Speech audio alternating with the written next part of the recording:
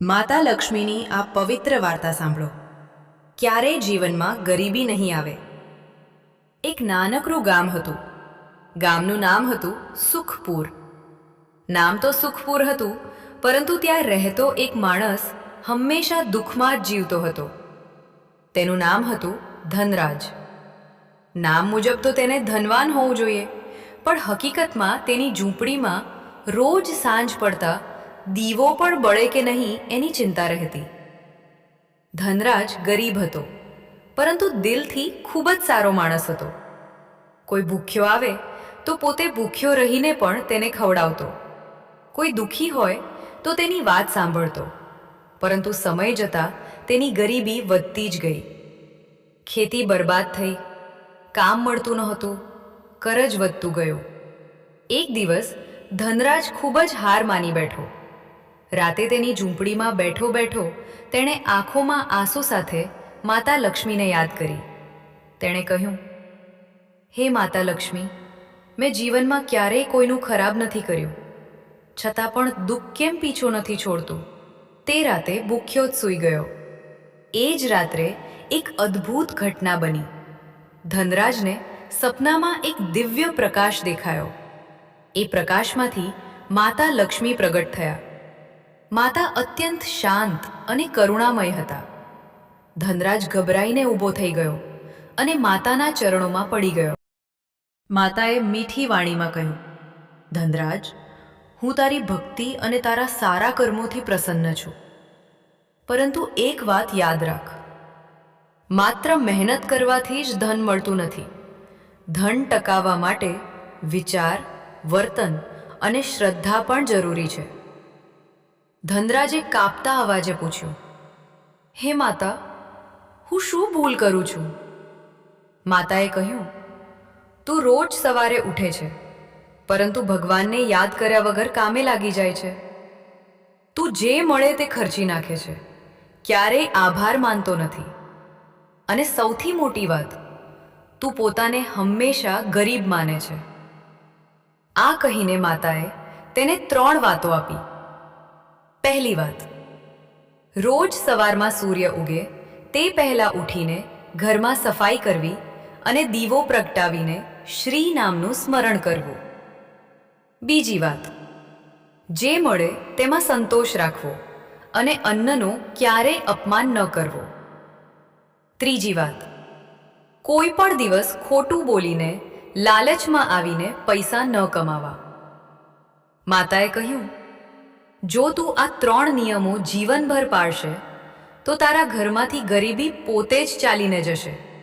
આ કહીને માતા અદૃશ્ય થઈ ગયા. સવાર પડતા ધનરાજની આંખ ખુલ્લી. સપનું યાદ આવતા જ તેનું મન ખુશ થઈ ગયું. તેણે તે દિવસથી જ માતાની કહેલી વાતો અમલમાં મૂકવાનું નક્કી કર્યું. રોજ સવારે સૂર્ય ઉગે એ પહેલાં ઉઠીને ઝૂંપડી સાફ કરો, નાનો દીવો પ્રગટાવતો અને મનમાં માતા લક્ષ્મીને યાદ કરતો. જે મળે તે અન્ન ખૂબ જ આદરથી ખાતો, એક દાણા પણ ફેંકતો નહીં. ધીમે ધીમે અદ્ભુત ફેરફાર થવા લાગ્યો. એક દિવસ ગામનો એક વેપારી તેની પાસે આવ્યો. તેણે ધનરાજને કામ આપ્યું. ધનરાજ ઈમાનદારીથી કામ કરતો. વેપારી ખુશ થયો અને વધારે કામ આપતો ગયો. થોડા સમયમાં ધનરાજે કરજ ચૂકવી દીધું. ઝૂંપડીના બદલે નાનું ઘર બન્યું. ઘરમાં અન્ન ક્યારેય ખૂટ્યું નહીં. પરંતુ સૌથી ખાસ વાત એ હતી કે ધનરાજમાં અહંકાર આવ્યો નહીં. એક દિવસ ફરીથી માતા લક્ષ્મી તેની સપનામાં આવ્યા. માતાએ સ્મિત સાથે કહ્યું, ધનરાજ, તું હવે ધનવાન બન્યો છે, પરંતુ યાદ રાખ, ધન ત્યારે જ ટકે છે જ્યારે વિનમ્રતા સાથે વપરાય. ધનરાજે કહ્યું, હે માતા, આપની કૃપાથી મને સમજ આવી છે કે સાચી સંપત્તિ ધન નહીં પરંતુ સંતોષ છે.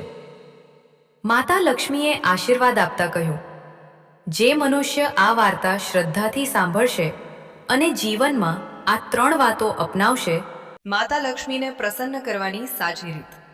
એક ગરીબ પરિવારની ચમત્કારિક કથા.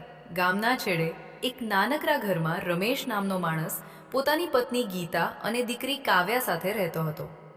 ઘરની હાલત બરાબર નહોતી. અચાનક ગીતાની કાઉન્સેલિંગે રહેતો હતો.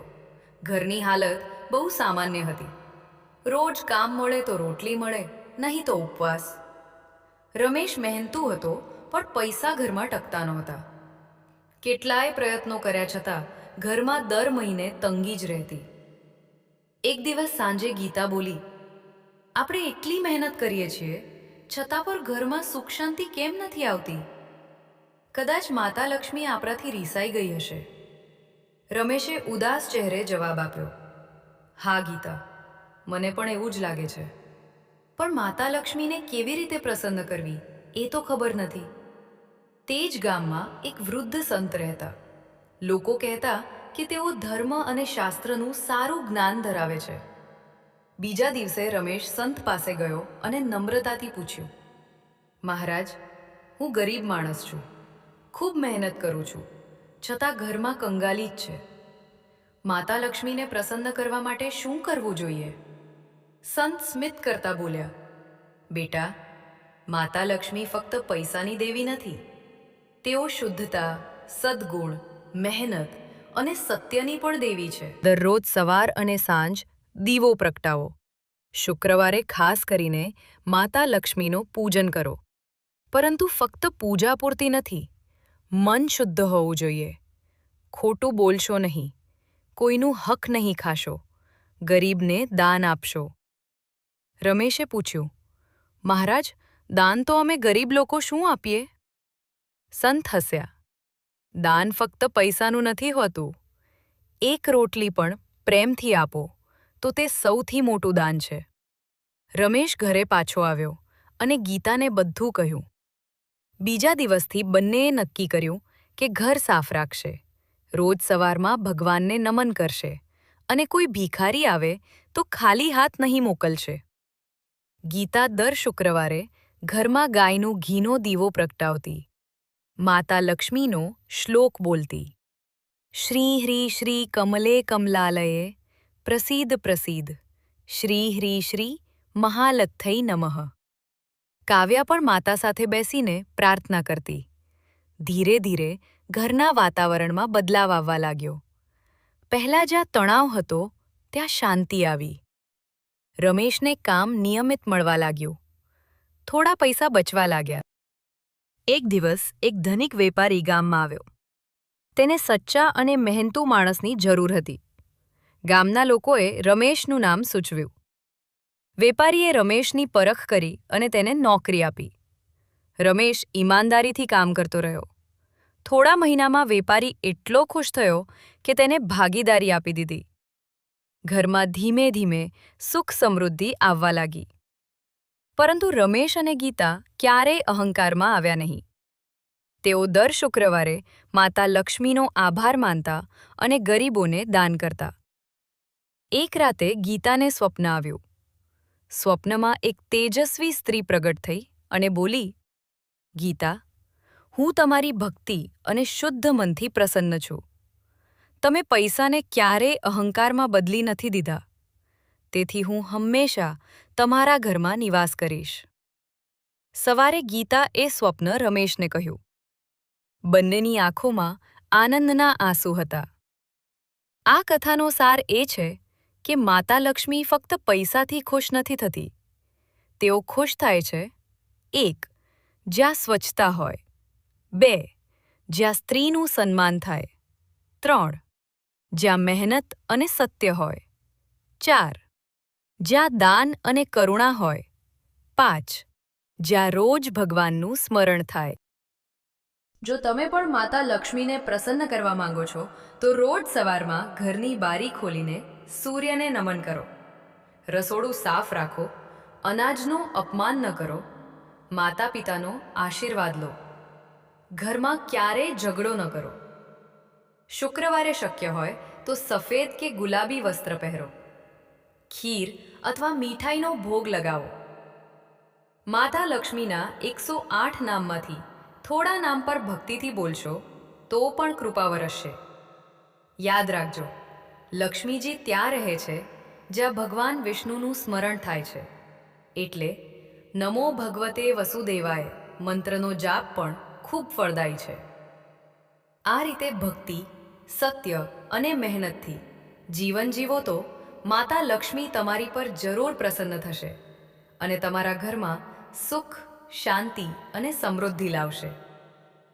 આ કહાણી એટલા માટે નથી કે તમે માત્ર સાંભળો, પરંતુ જીવનમાં ઉતારો. ઘર સાફ રાખો, અન્નનો માન રાખો અને જે મળે તેમાં માતા લક્ષ્મીનો આભાર માનો. માતા લક્ષ્મી ત્યાં વસે છે જ્યાં શુદ્ધતા, સંતોષ અને સત્ય હોય. જો તમને આ પવિત્ર વાર્તા પસંદ આવી હોય તો તેને અન્ય લોકોને પણ સંભળાવો, કારણ કે માતા લક્ષ્મીની કૃપા વહેંચવાથી વધે છે. જય માતા લક્ષ્મી.